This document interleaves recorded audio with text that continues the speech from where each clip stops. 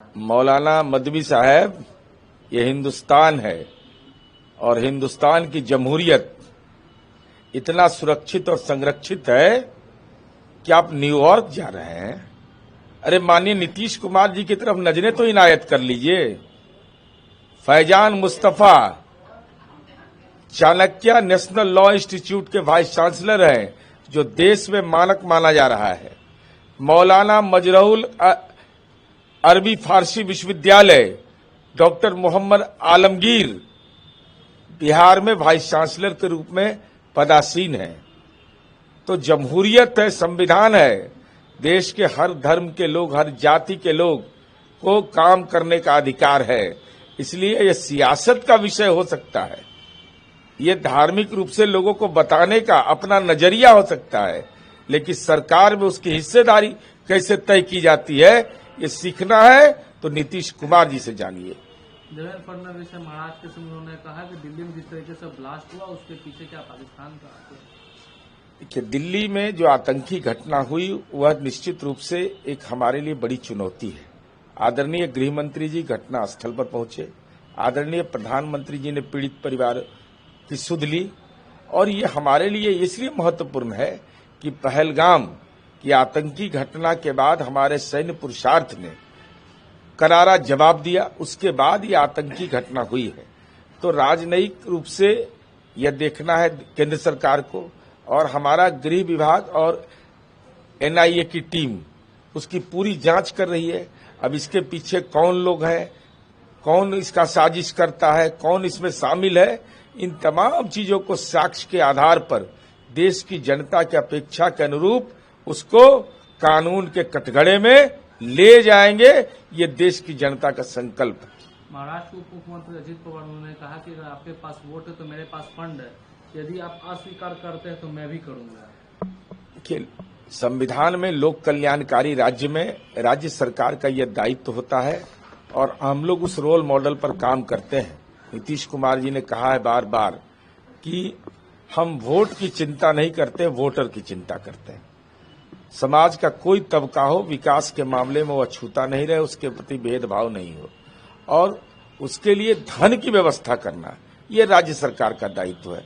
अब उनका नजरिया किस संदर्भ में वो जाने, लेकिन बिहार ने जो रास्ता दिखाया है वो सबसे सुंदर रास्ता है कि वोट की चिंता नहीं करिए, वोटर की चिंता करिए। वैसे उन्होंने कहा कि अगर सीमांचल के जो विकास की बात करेगा उसको हम एनडीए को समर्थन देने के लिए तैयार हैं। वो वैसी साहब AIM-MIM के प्रमुख हैं, और तेजस्वी यादव को राजनीतिक औकात भी बता दिया, और उनको इस बात का सुखद एहसास भी होगा कि माननीय नीतीश कुमार जी ने पैगंबर का ख्वाहिश पूरा किया है शराबबंदी लागू करके। नीतीश कुमार जी ने रूह को सुकून देने के लिए कब्रिस्तान की घेराबंदी करवाई है। नीतीश कुमार जी ने तालीम की व्यवस्था की है। नीतीश कुमार जी ने परित्यक्ता नारियों, जो 50% महिलाएं हैं, उनके जो विभिन्न समस्या है उसमें परित्यक्ता का भी एक महत्वपूर्ण समस्या, उसकी चिंता की है। और सीमांचल के इलाके में जो हमने तस्वीर बदली है, अभी तो तकदीर बदलने का हमको जनादेश मिला है, तस्वीर बदली है। Agriculture college, engineering college, airport, infrastructure में सड़कों का जाल और लोगों के जीवन दशा में बदलाव। वो महिला रोजगार योजना एक ऐसी योजना है जो लोगों के जीवन को बदलेगा, और साथ ही साथ कन्यादान के लिए बेटी का सम्मान किसको किया जाता है, हर पंचायत में कन्या विवाह मंडप योजना बना रहे हैं। तो वो तो नजरें इनायत करिए ना। ये माननीय नीतीश कुमार जी ने सीमांचल का जो विकास किया है, मानव विकास सूचकांक कैसे बेहतर हो, फैसला लेने का उनको अधिकार है, लेकिन विकास के मामले में हमने कोई भेदभाव नहीं किया है। हमने वक्फ की संपत्ति का विकास किया है। ये नजरें इनायत करिए, देश के अंदर में ये पहला राज्य है 110 करोड़ रुपया हम लोगों ने दिया, और मल्टीपर्पज बिल्डिंग सीमांचल के इलाके में बनाया है। ये तो हमारा खुला किताब है। सीएम योगी आदित्यनाथ यूपी में सभी जिलेदारों को निर्देश दिया कि घुसपैठे की पहचान को उनके खिलाफ सख्त कार्रवाई करने का निर्देश दिया, और घुसपैठे को पकड़ने के लिए अस्थायी हिरासत केंद्र भी लिया गया, और उसको उनको देश वापस भेजने के लिए भी। ये देश विदेशियों का नहीं है, ये देश हमारा है। हर धर्म के लोग, हर समुदाय के लोगों को देश में रहने का अधिकार है। घुसपैठ का सवाल आज से नहीं है। 1992 में कौन है गुनाहगार? लालू जी साक्षात मौजूद हैं। दिल्ली में बैठक हुई पूर्वोत्तर राज्यों का, जिसमें हितेश्वर सैकिया, लालू जी, ज्योति बसु, समीर रंजन वर्मा और जी अपंग, ऐसे लोगों ने बैठ करके यह तय किया कि हर वर्ष इस संबंध में 2 बैठक होगी। 22 वर्ष गुजर गए। 2014 में सरकार हमारी बनी केंद्र में, आदरणीय नरेंद्र मोदी जी की एनडीए की सरकार। उसके बाद लगातार उसमें घटक दल बढ़ते रहे। 22 वर्षों तक इन लोगों ने कोई काम नहीं किया। तो आज अगर घुसपैठ के खिलाफ कार्रवाई हो रही है तो क्या परेशानी है भाई? हम नहीं समझ पाते कि इसमें परेशानी का सबब क्या है। किसी धर्म का लोग रहे, किसी जाति का लोग रहे, चाहे वो बांग्लादेश का रहने वाला हो या नेपाल का रहने वाला हो, अगर उसके पास राजनयिक कानून के तहत सक्षम अधिकार प्राप्त नहीं है तो ये देश का भूभाग हमारा है। इसकी भू संपदा का लाभ लेने का हमको अधिकार है। हम अपने जीवन स्तर को ऊंचा करेंगे। और जो मुझे जानकारी, अब उसका प्रारूप मैंने नहीं देखा है, आव्रजन एवं विदेशी अधिनियम 2025 जो प्रस्तावित है, जिसमें प्रारूप है, प्रस्तावित नहीं, प्रारूप मैंने जो अवलोकन किया अभी सामान्य तौर पर, जिसमें 5 वर्ष का कैद और 5 वर्ष की सजा भी है। तो हम उम्मीद करते हैं कि ये देश हिंदुस्तानियों का है और हर एक राजनीतिक दलों में इस पर सहमति है। अखिलेश यादव उन्होंने कहा कि सबसे महत्वपूर्ण बात यह है कि बीजेपी और उनकी सरकार, उनके अधिकारी चुनाव आयोग एसआईआर के बहाने उन विधानसभा क्षेत्रों में 50 से अधिक वोट रद्द करने के लिए मिलकर काम करें, जहां समाजवादी पार्टी और इंडिया गठबंधन को 2024 में जीत हासिल हुई थी। माननीय अखिलेश यादव जी, आप समाजवादी पार्टी के प्रमुख हैं।